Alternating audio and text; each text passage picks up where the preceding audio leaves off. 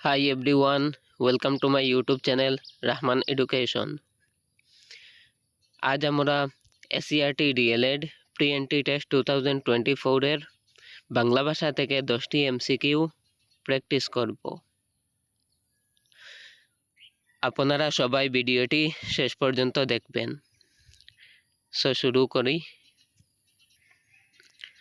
প্রথমটি হচ্ছে প্রথম অসমীয়া চলচ্চিত্র জয়মতী কে পরিচালনা করেন? উত্তর জ্যোতিপ্রসাদ আগরওয়ালা।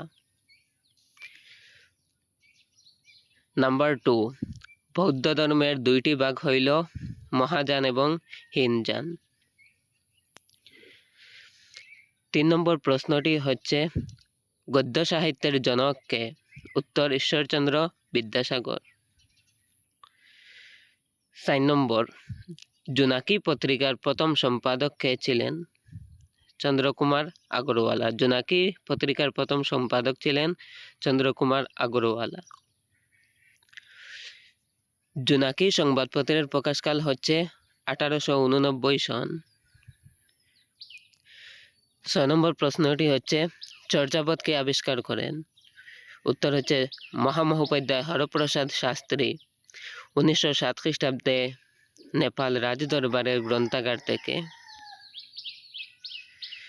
7 নম্বর হচ্ছে চর্যাপদ সমূহ কোন ধর্মের সঙ্গে জড়িত? উত্তর হচ্ছে বৌদ্ধ ধর্মের সঙ্গে জড়িত। 8 নম্বর প্রশ্নটি হচ্ছে রবীন্দ্রনাথ ঠাকুরের ছদ্মনাম কি? উত্তর ভানু সিং। 9 নম্বর প্রশ্নটি হচ্ছে গীতাঞ্জলি কাব্য কে লিখেছিলেন? গীতাঞ্জলি কাব্যটি লিখেছিলেন রবীন্দ্রনাথ ঠাকুর।